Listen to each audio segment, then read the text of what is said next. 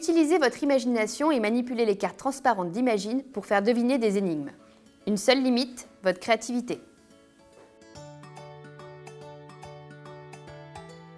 La boîte de jeu contient 60 cartes transparentes, 65 cartes énigmes, 35 jetons de points de victoire et une règle de jeu.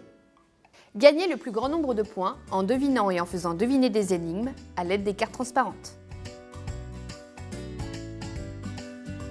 Étalez les cartes transparentes sur la table de jeu en formant un large cercle. Mélangez et empilez les cartes énigmes. Enfin, gardez les jetons de victoire à portée de main. Le joueur le plus créatif commence, sinon le plus jeune. À votre tour, faites deviner une énigme aux autres joueurs en respectant les 3 étapes suivantes. Piochez une carte. Un joueur au hasard annonce un chiffre entre 1 et 8 qui indique l'énigme à faire deviner sur la carte. En cas de difficulté, choisir l'énigme précédente ou suivante. Les plus jeunes joueurs peuvent se passer des chiffres et choisir l'énigme qu'ils souhaitent sur la carte.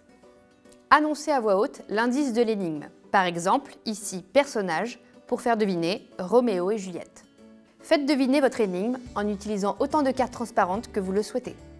Pour mettre les joueurs sur la voie, vous pouvez les assembler, les superposer, masquer une partie avec son doigt et même les animer.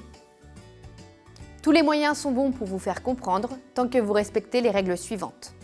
En effet, vous ne pouvez pas parler ou faire des bruitages, représenter une lettre ou un chiffre, mimer avec les doigts. Les autres joueurs peuvent faire autant de propositions qu'ils le souhaitent dès le placement de la première carte. Le premier joueur à découvrir l'énigme et vous-même marquez un point de victoire. Prenez un jeton de valeur 1. Si plusieurs joueurs donnent la bonne réponse exactement en même temps, chacun gagne un point de victoire. Il n'y a pas de temps limite. Si après un temps laissé à l'appréciation des joueurs, la solution d'une énigme n'a pas été trouvée, le tour de jeu prend fin et personne ne marque de points. Que l'énigme soit devinée ou non, les cartes transparentes utilisées sont remises dans le cercle. C'est maintenant au tour du joueur suivant, dans le sens des aiguilles d'une montre, de faire deviner son énigme. La partie prend fin quand chaque joueur a fait deviner 2 énigmes. Le joueur qui a le plus de points est déclaré vainqueur. En cas d'égalité, refaites une partie. Après plusieurs parties, au lieu de piocher une carte, faites deviner une énigme de votre création. N'oubliez pas d'énoncer un indice correspondant. N'hésitez pas à personnaliser vos énigmes avec des passions communes à tous, mais veillez à choisir quelque chose connu par tous les joueurs.